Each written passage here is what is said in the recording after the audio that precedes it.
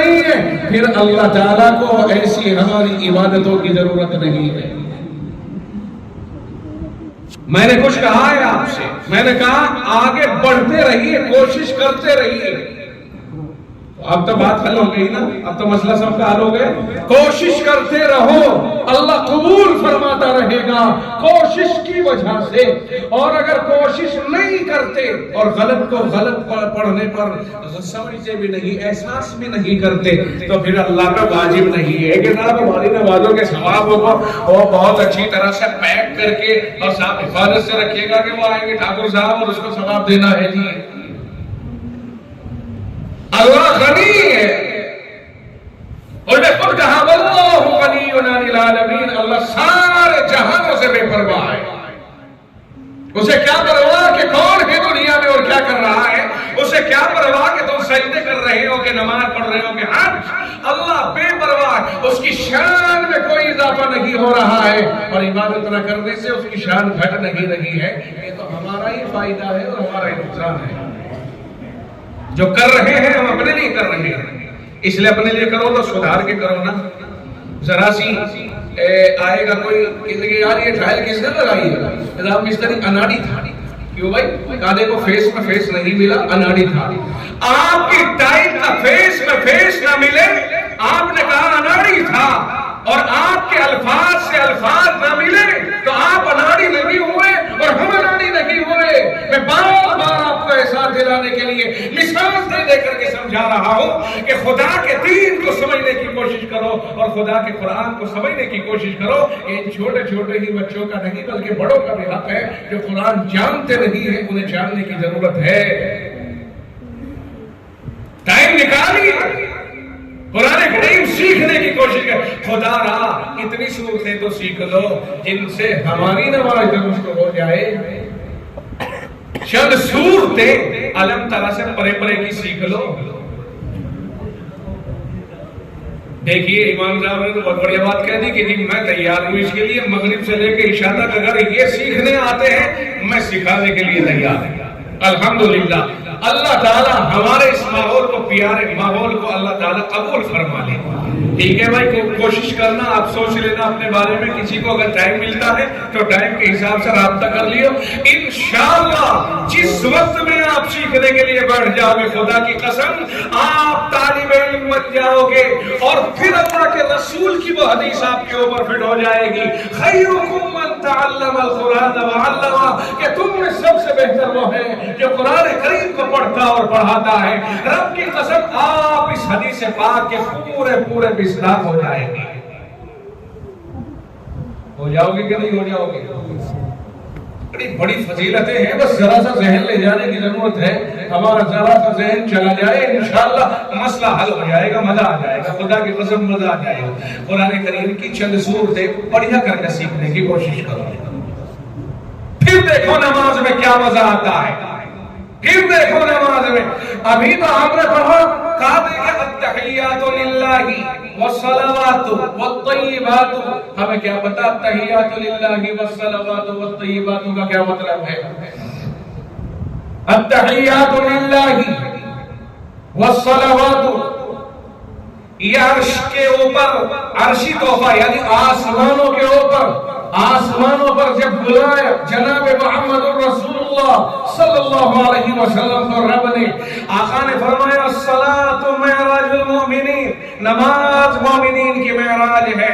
مومن نماز میں سجدہ زمین پر کرتا ہے، مگر اس کا عروج یہ ہوتا ہے کہ وہ آسمانوں کی بلندیوں کو چھوتا ہے۔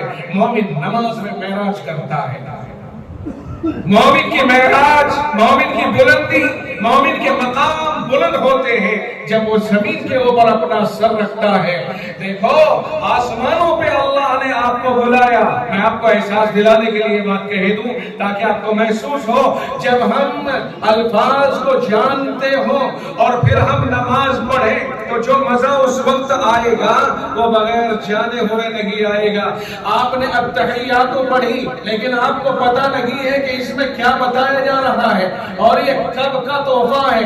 جب رسول اللہ صلی اللہ اللہ علیہ وسلم کو اوپر بلایا، آسمانوں کی سیر کے لیے بلایا، وہاں پر یہ الفاظ رسول اللہ صلی اللہ علیہ وسلم نے پیش کیے تھے، التحیات للہ، زبانی عبادت سب اللہ ہی کے لیے ہے، والصلوات، اور یہ جسم سے ادا ہونے والی عبادت سب اللہ ہی کے لیے ہے، والطیبات، اور مال سے ادا ہونے والی عبادت سب اللہ ہی کے لیے ہے۔ جب رب ذوالجلال کے سامنے مصطفیٰ کائنات نے ساتویں آسمانوں کی بلندی کے اوپر یہ کہا تھا، التحیات للہ، یہ زبان سے ادا ہونے والی عبادت بھی اللہ ہی کی ہے، یعنی میری زبانی عبادت وہ بھی اللہ ہی کی، میری جسمانی عبادت وہ بھی اللہ ہی کی، اور میری مالی عبادت وہ بھی اللہ ہی کی۔ تو رب نے ان تین جملوں کو سننے کے بعد خوش ہو کر کے ارشاد فرمایا تھا، السلام علیکہ ایھا النبی ورحمۃ اللہ وبرکاتہ، پیغمبر میرے محبوب سلامتی ہو آپ کے اوپر، سلامتی ہو آپ کے اوپر۔ جب یہ تین جملے رسول اللہ نے عرض پیش کیے تو اللہ نے ان کے جواب میں فرمایا تھا، السلام علیکہ ایھا النبی، اے پیغمبر آپ پر سلامتی نازل ہو۔ اسی پر بس نہیں کیا، چونکہ تین باتیں رسول اللہ نے کہی تھی تو تین ہی باتیں رب نے بھی فرمائی ہیں۔ رسول اللہ نے فرمایا تھا التحیات للہ، رب نے فرمایا السلام علیکہ ایھا النبی، اللہ کے رسول نے کہا تھا والصلوات، تو رسول اللہ کو اللہ نے اس کے جواب میں فرمایا ورحمۃ اللہ، السلام علیکہ ایھا النبی، دوسرے کے جواب میں دوسرا جملہ ورحمۃ اللہ، اور تیسری بات اللہ کے رسول نے کہی تھی تحیات للہ والصلوات والطیبات، تو اللہ نے بھی تیسری بات ارشاد فرمائی ہے وبرکاتہ۔ تو تین باتوں پر تین باتیں عنایت ہوئی، ارے عرش پر آسمانوں کی بلندیوں کے اوپر رسول اللہ کہتے ہیں رب سے التحیات للہ، رب کہتا السلام علیکہ ایھا النبی، اور ادھر کہتے ہیں والصلوات، تو ادھر سے دوسرا لفظ اور ادھر سے تیسرا لفظ، تین لفظ ادھر سے جاتے ہیں تو تین کا جواب ادھر سے ملتا ہے۔ آپ نے اگر یہ سوچا ہو کہ یہ ہم جو یہاں بیٹھ کر کے پڑھتے ہیں یہ آخر کیا چیز ہے، اور یہ تو محبوب اور محب کے درمیان ایک پیار و محبت کا تبادلہ ہے جو اللہ نے نماز کی شکل میں ہمیں عنایت فرمایا ہے، اور ہم یہاں بیٹھ کر کے کہتے ہیں التحیات للہ والصلوات والطیبات، ہم کہتے ہیں کہ اللہ ہی کے لیے ہے زبانی عبادت، مالی اور جسمانی ساری عبادتیں، در حقیقت یہ ہمارے جملے نہیں بلکہ تو محمد الرسول اللہ کے آسمانوں پہ جملے تھے جن کی حقیقتیں تھی۔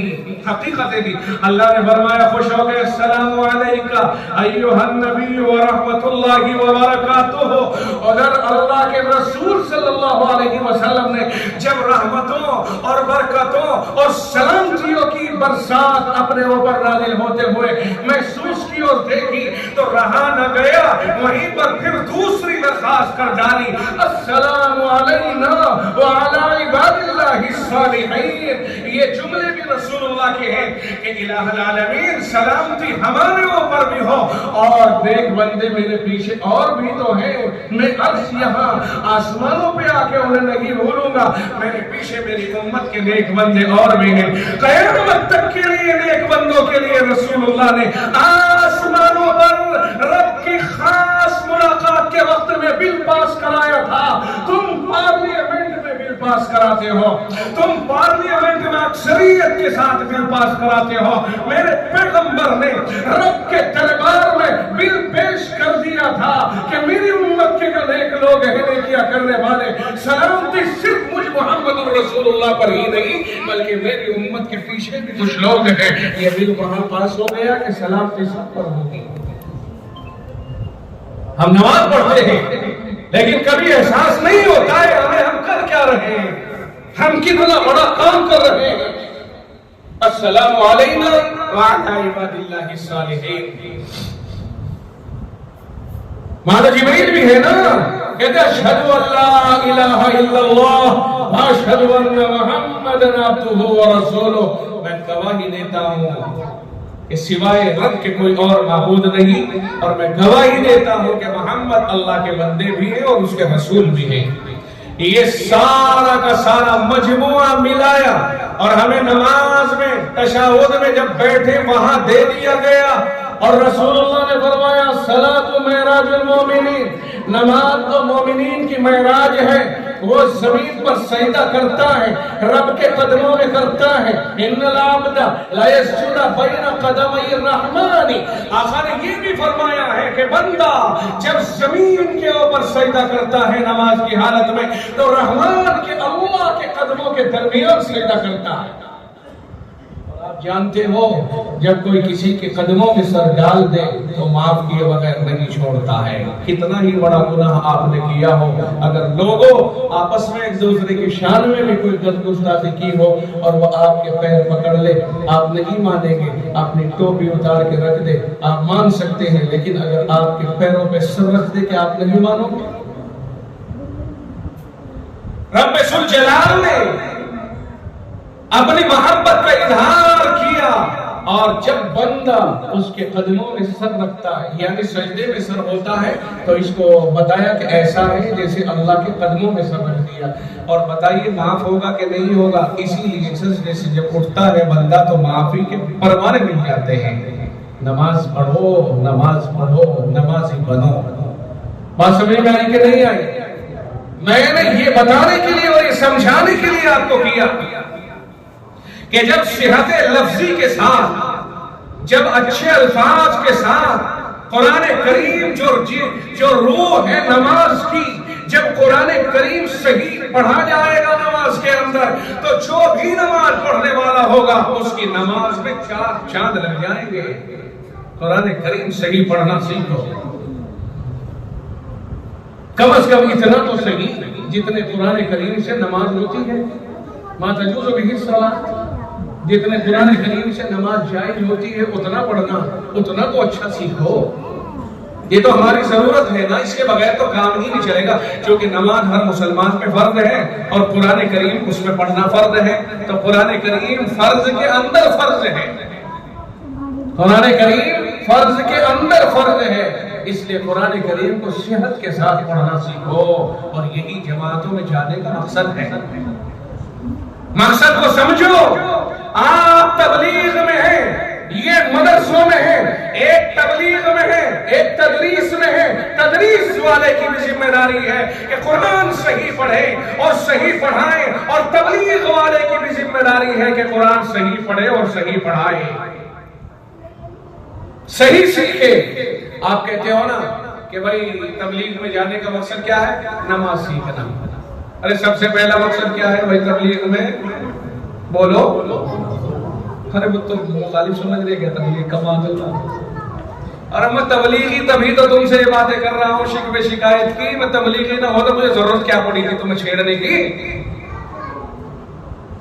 مجھے محسوس ہو رہی ہے یہ بات، تبھی تو کہہ رہا ہوں میں آپ کو۔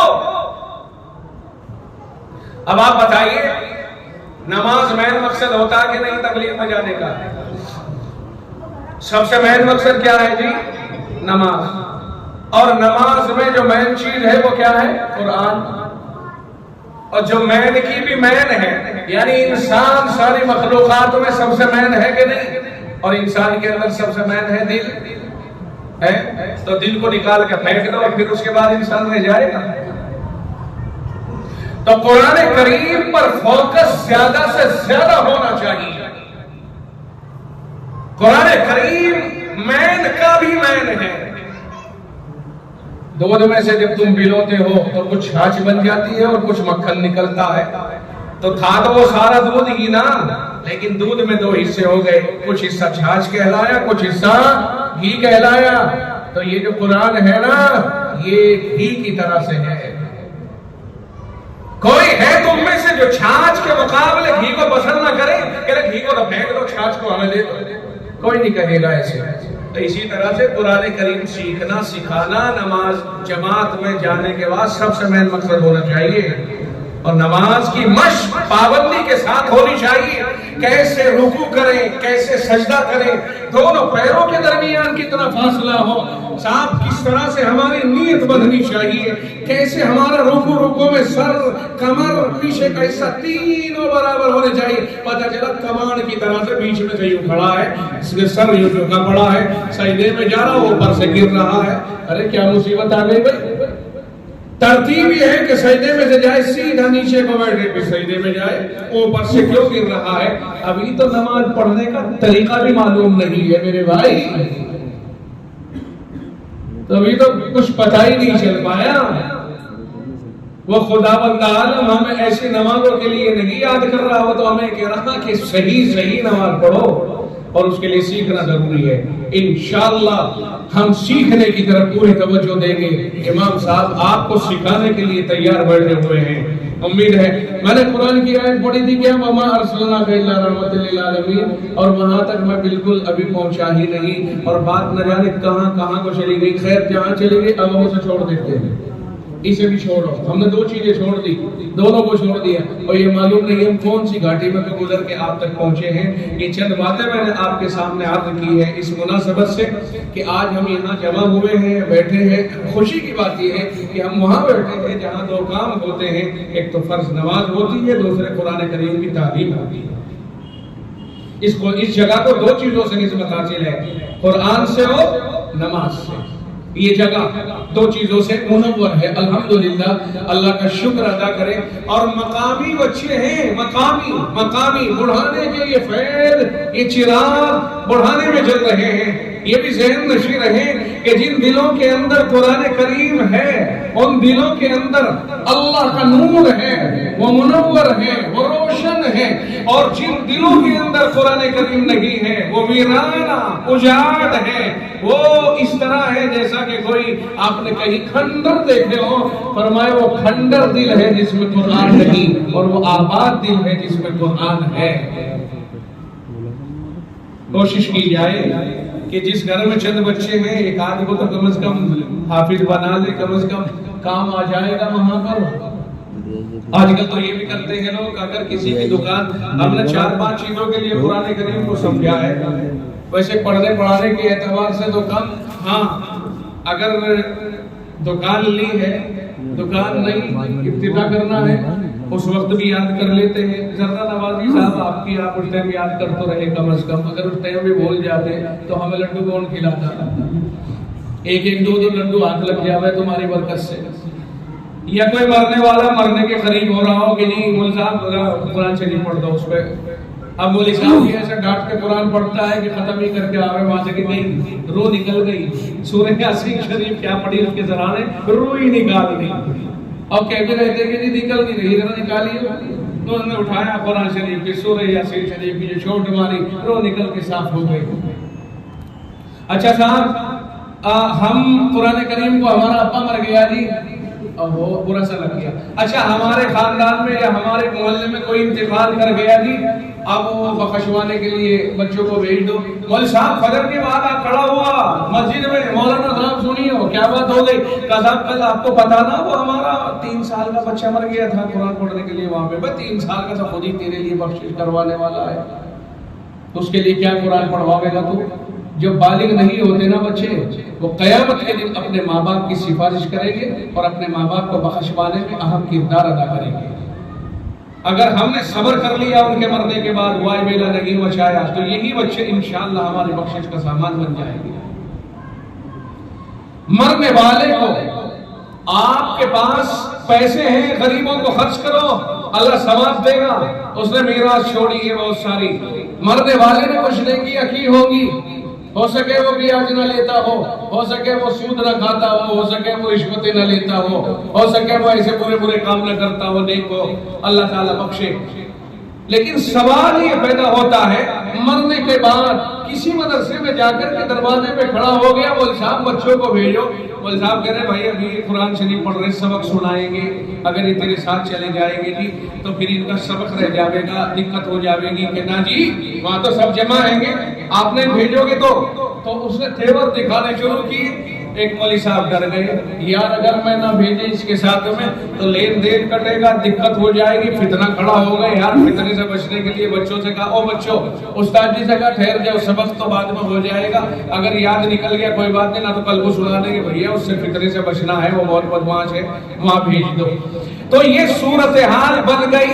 اگر کوئی مدرسے کے بچوں کو یہ سمجھ کر کے کہ یہ بچے لے جاؤں گا، میرے گھر قرآن پڑھیں گے برکت کے طور پر یا بخشوانے کے طور پر لے کر کے گیا، اور ان بچوں نے آنے کے بعد اب سبق نہیں سنایا، اس لیے بھی نہیں سنا پائیں گے کہ دیر ہو گئی۔ اور قرآن کریم پڑھنے والوں کا ایک ضابطہ ہے، جتنا دیر ہوتی جاتی ہے اتنا ہی دماغ سے نکلتا چلا جاتا ہے، جتنا سویرا سنا جاتا ہے پکا، اور جتنا دیر ہوتی ہے کچا ختم ہو جاتا ہے جب وہ قرآن پڑھ کے وہاں سے آتے ہیں۔ آج کا سبق جن بچوں کا مارا گیا، ان بچوں کے ماں باپ نے سبق سنانے اور بچوں کو حافظہ کرانے کے لیے بھیجا تھا، لیکن آج کا سبق تو مارا گیا نا ان کا۔ کس کی وجہ سے مارا گیا؟ یا تو آنے والے کی وجہ سے یا بھیجنے والے کی وجہ سے۔ اب اللہ کو اس کی ترقی کی رکاوٹ کا سوال جو کھڑا ہوگا، اب اللہ کو جواب کون دے گا؟